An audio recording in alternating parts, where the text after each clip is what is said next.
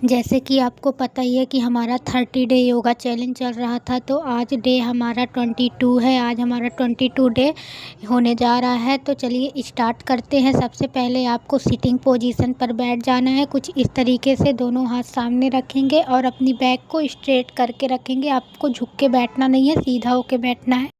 फिर लंबी गहरी सांसें लेनी है, ब्रीदिंग करना है, सांस लेनी है एंड सांस छोड़नी है।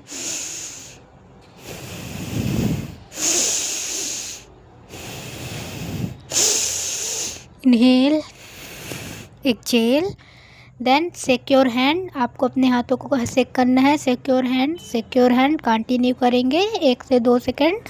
देन आपको रिलैक्स होके बैठ जाना है। कुछ इस तरीके से रिलैक्स होके बैठने के बाद आपको दोनों हाथों को सामने लेके आना है। सामने लेके आएंगे, देन इंटरलॉक करेंगे। फिर आपको ट्विस्ट करना है, राइट टू लेफ्ट आपको ट्विस्ट करना है। एक बार राइट की ओर, देन एक बार लेफ्ट की ओर आपको ट्विस्ट करते रहना है। 5 से 6 बार या 7 से 8 बार हम कंटिन्यू करेंगे। अगर आप चाहें तो कम भी कर सकते हैं, अगर आप चाहें तो ज़्यादा भी कर सकते हैं। उसके बाद आपको अप टू डाउन लेके जाना है। ध्यान दें कि जब आप ऊपर की ओर लेके जा रहे हैं तो आपको सांस लेनी है, और जब आप नीचे की ओर लेके आ रहे हैं तो आपको सांस छोड़नी है। Up to down, up to down.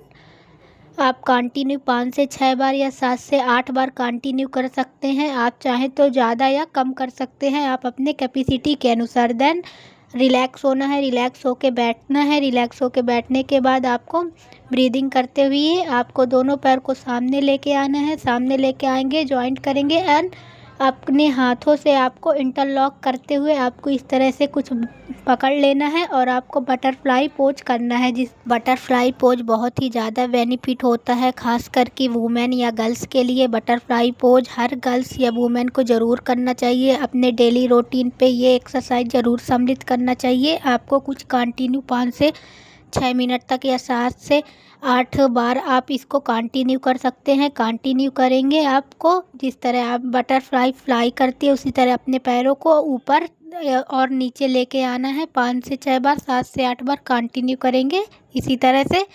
फिर उसके बाद आपको क्या करना है, आपको वो कुछ इस तरीके से मला आसन की पोज में बैठ जाना है। मला आसन की पोज में बैठते हुए आपको होल्ड करके रखना है। देन आपको एक बार राइट पैर को आपको ज़मीन पे टच करना है, एक बार लेफ़्ट पैर को आपको ज़मीन पर टच करना है। 5 से 6 बार या 7 से 8 बार आपको कंटिन्यू करना है इसी तरीके से। कुछ 5 से 6 बार या 7 से 8 बार कंटिन्यू करेंगे, बहुत बढ़िया।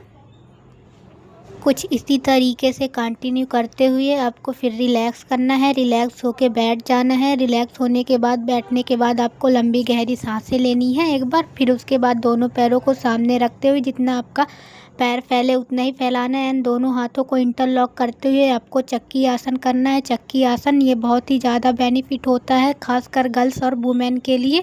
अगर आप प्रेग्नेंट हैं तब भी ये एक्सरसाइज कंटिन्यू कर सकते हैं, तब भी ये एक्सरसाइज आपके लिए बहुत ही ज़्यादा बेनिफिट होगी। 5 से 6 बार या 7 से 8 बार हम कंटिन्यू करेंगे कुछ इसी तरीके से। आप उतना ही करें जितना आपकी कैपेसिटी हो।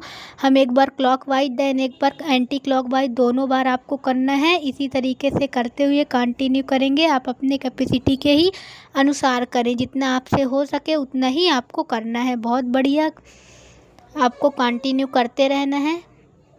5 से 6 बार, 7 से 8 बार कंटिन्यू करेंगे। देन रिलैक्स होना है। रिलैक्स होने के बाद आपको लंबी गहरी सांसें लेनी है। Inhale, exhale, inhale, exhale.